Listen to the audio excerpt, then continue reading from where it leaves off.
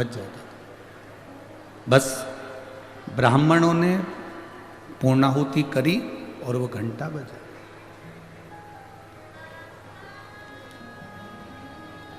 अब पांडवों ने जो यज्ञ करा, पांडवों ने जो यज्ञ करा, उसमें जो घंटा लगा था वो घंटा नहीं बजा। बहुत ध्यान देना कथा की ओर।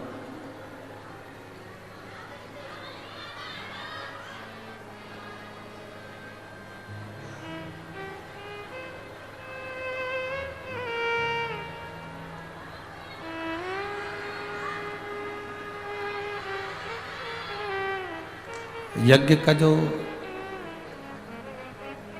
घंटा बंधा हुआ था वो बजा नहीं। अब युधिष्ठिर के मन में एक प्रश्न उठ गया।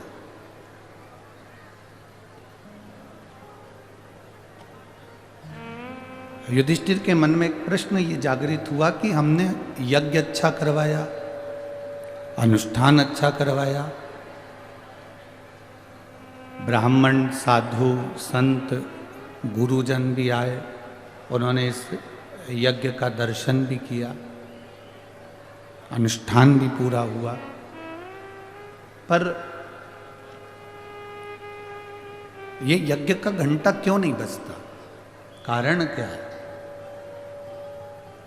युधिष्ठिर ने अर्जुन को बुलाया, नकुल सहदेव को बुलाया और कहा कि एक काम करो, जरा पता करो, यज्ञाचार्य को बुलाया जाए और यज्ञाचार्य से पूछा जाए कि ये यज्ञ का घंटा आखिर बजता क्यों नहीं?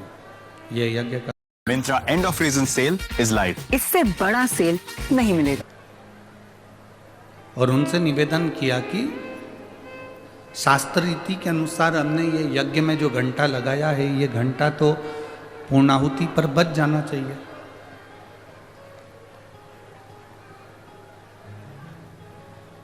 अगर यज्ञ की पूर्णाहुति होती है तो ये घंटा बजना चाहिए।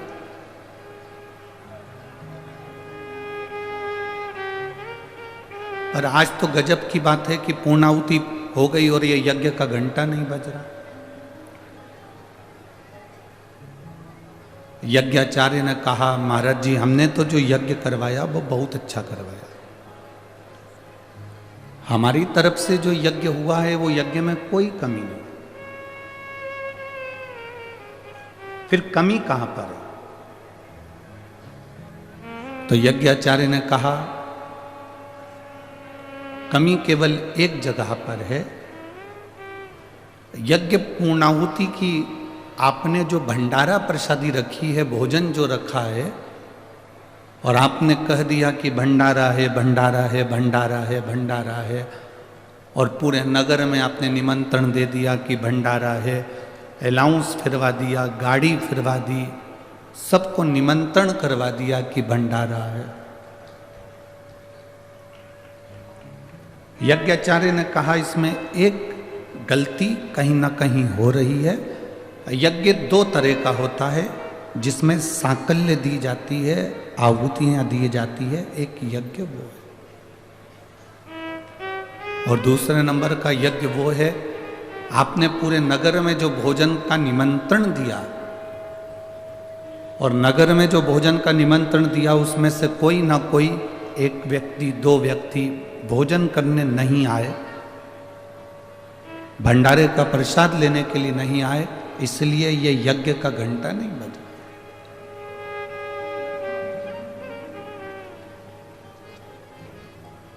मेरी माताएं यहाँ पर बैठी हैं, मेरी जीजियां बैठी हैं, मेरे भाई मेरे जीजा लोग बैठे हैं। आपके स्मरण में होगा, जो बुजुर्ग माताएं हैं वो जानती हैं, हम कोई उद्यापन करते हैं,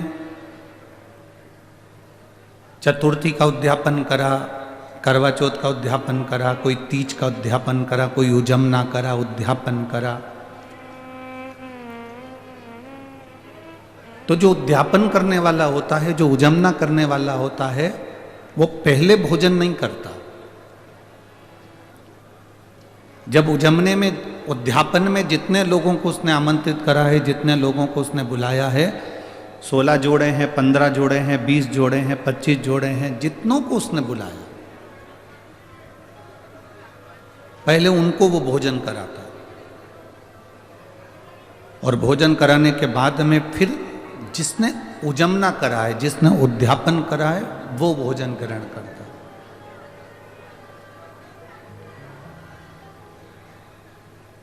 अब यज्ञाचार्य जी ने कहा कि आपने जो घंटा बांधा है वो घंटा तो बज जाता, पर कोई ना कोई भूखा जरूर है, कोई ना कोई भूखा रह गया।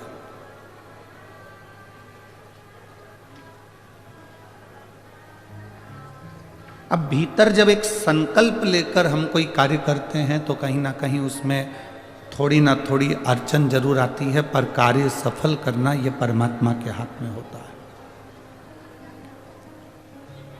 युधिष्ठिर ने अर्जुन से कहा, जरा पता करो कि अपने नगर में कौन भूखा है, भंडारे का भोजन करने के लिए कौन नहीं आया, जरा मालूम करा जाए कि कौन रह गया, पता करो जरा कौन भूखा रह गया। अर्जुन, नकुल, सहदेव, भीम सब गए, सब पता लगा रहे हैं कि भूखा कौन रह गया।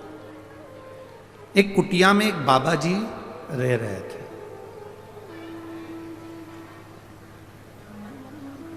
एक कुटिया में एक संत रह रहे हैं। पूछा, अर्जुन ने जाकर निवेदन करा, बाबा आपने भोजन किया? बाबा कहते हैं नहीं। इतना बड़ा यज्ञ युधिष्ठिर ने करवाया और आपने भंडारा का भोजन नहीं करा? नहीं। क्यों? आप भोजन क्यों नहीं करते? आप भोजन करने क्यों नहीं जाते? संत ने कहा, देखो महाराज, हम भोजन करने इसलिए नहीं जाते क्योंकि हमारा पुण्य सारा की सारा युधिष्ठिर के पास चला जाएगा। हम चाहते हैं कि युधिष्ठिर अपना पुण्य हमको दे।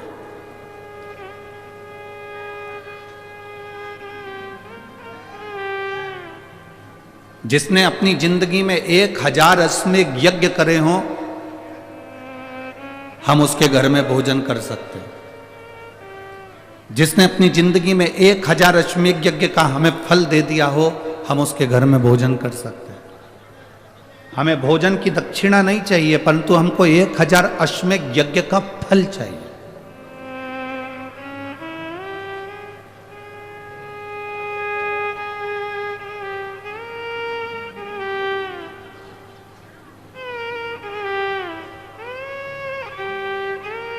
हमें 1000 अश्वमेध यज्ञ का जो संकल्प का फल दे दे कि हमने 1000 अश्वमेध यज्ञ करे हैं और हमने आपको जी 1000 अश्वमेध यज्ञ का फल दिया, तो हम भोजन करने को तैयार। इतने में अर्जुन ने कहा, बाबा हमने हमारी जिंदगी का पहला अश्वमेध यज्ञ करा है, आप इसका फल ले लो। संत ने कहा, नहीं नहीं, हम एक अश्वमेध यज्ञ का फल नहीं ले सकते, हमको तो 108 अश्वमेध यज्ञ का फल चाहिए। अर्जुन की आंखों में जल भर गया। युधिष्ठिर, नकुल, भीम सब स्तुप्त होकर देखते रहे, सब स्तुप्त होकर देख रहे।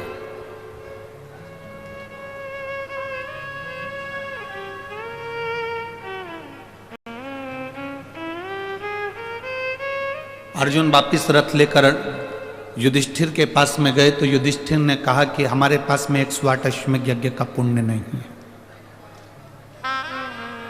हमारे पास में 108 अश्वमेध यज्ञ का पुण्य नहीं है, नहीं तो हम उस संत को दे देते और अपने घर में भोजन करा देते। अब करें तो करें क्या? द्रौपदी के कानों में शब्द गया,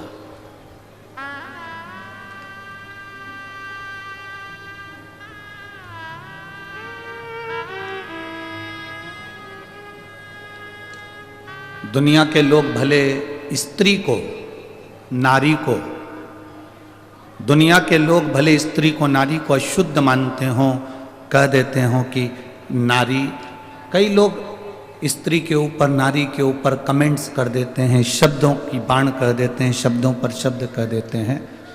पर शिव महापुराण की कथा कहती है, जब जब व्यक्ति उलझता है, पुरुष जब जब उलझता है, घर के बच्चे जब जब उलझते हैं, परिवार जब जब उलझता है, तब तब घर की नारी, चाहे वो माँ हो, चाहे वो बेटी हो, चाहे वो बहन हो, चाहे वो स्त्री हो, वो सामने आकर खड़ी होती है और कदम से कदम मिलाकर आगे बढ़ा देती है।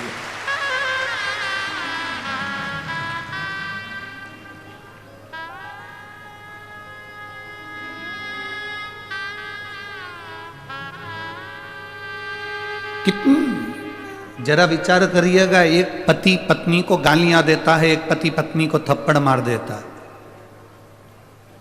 मदिरा के नशे में जब पति होता है तो पत्नी पर कहीं जूता फेंक कर मार देता है, कहीं बेल्ट से मार देता है, कहीं बर्तन से मार देता है, कहीं अपशब्द कह देता है।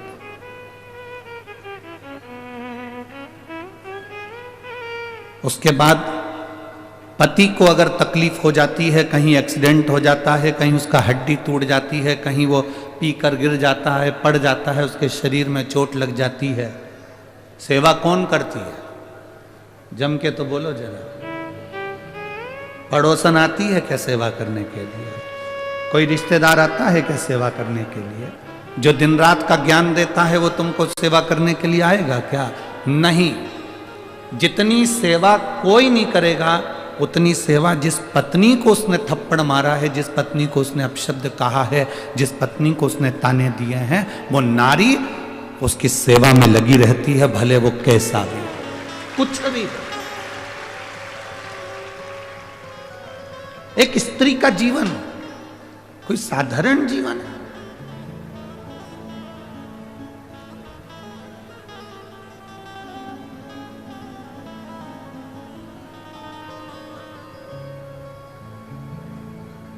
दशरथ जी के घर में संतान नहीं हुई।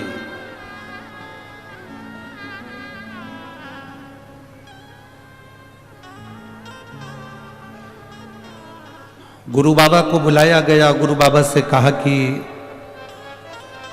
बाबा वशिष्ठ को बुलाकर, गुरु बाबा को बुलाकर कहा गया कि मेरे घर में औलाद नहीं। बाबा ने कहा कोई शिव का भक्त आए और पुत्र कामेष्ठी यज्ञ करवाए। कोई शिव का भक्त आए और पुत्र कामेष्ठी यज्ञ करवाए तो तुम्हारे घर में औलाद होने में देरी नहीं लगेगी। मेरी 3 धर्म पत्नियां, कौशल्या, केकई, सुमित्रा,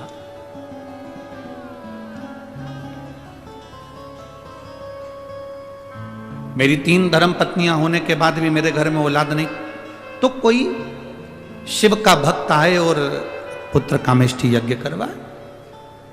वशिष्ठ बाबा ने तो कह दिया, दशरथ जी के कानों में शब्द पड़ गया, पर वशिष्ठ बाबा से दशरथ जी ने हाथ जोड़कर निवेदन करा कि आप ढूंढो कि यज्ञ कौन कराएगा।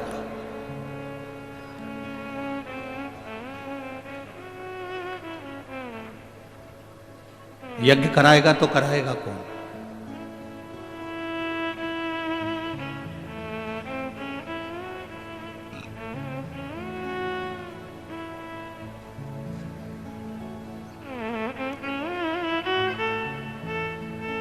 इतना विशाल यज्ञ संतान की प्राप्ति के लिए, पुत्र की प्राप्ति के लिए, इस यज्ञ को कौन करा सकता है? तब वशिष्ठ बाबा ध्यान लगाकर बैठे थे कि इस यज्ञ को कोई शंकर का भक्त कराए, तो उनके स्मरण में आया कि दशरथ जी की माता जी से पूछा जाए।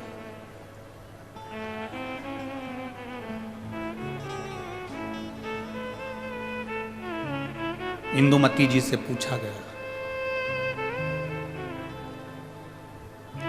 दशरथ जी की माता जी से पूछा गया। वशिष्ठ बाबा ने उनसे पूछा, यज्ञ ऐसा ब्राह्मण हो बताओ जो शंकर की भक्ति में डूबा रहता हो, शिव तत्व में डूबा रहता हो, क्योंकि ये पुत्र कामेष्ठी यज्ञ, संतान की प्राप्ति का यज्ञ केवल एक कर सकता है और वो शंकर का कोई भक्त कर सकता है।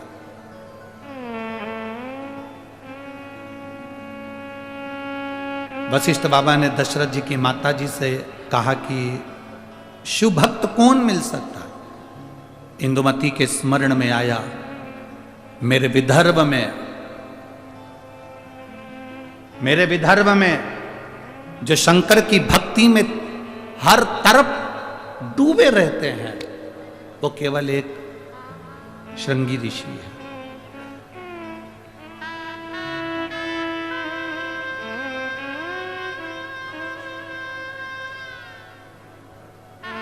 स्कंद पुराण के कभी स्मरण में विदर्भ को पढ़ना, स्कंद पुराण के विदर्भ को यदि आप पढ़ेंगे तो विदर्भ में आप पढ़ेंगे कि दशरथ जी की माता जी ने, इंदुमती जी ने कह दिया वशिष्ठ बाबा से आप चिंता मत करो, अगर पुत्र कामेष्टि यज्ञ करवाना है तो मेरे मायके में विदर्भ में जो हमारे घर के राजगुरु हैं श्रृंगी बाबा, उनको निमंत्रण दिया जाए।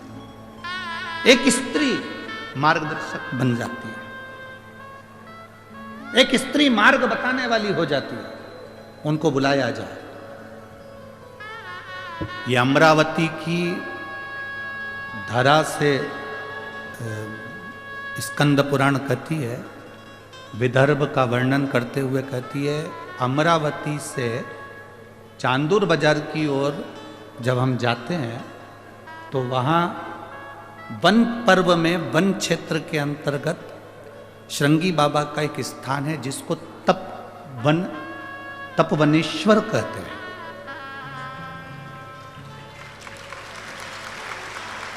जिसको तपवनेश्वर कहते हैं। आप लोग गए हैं? जरा जम के बोलो। अच्छा अच्छा,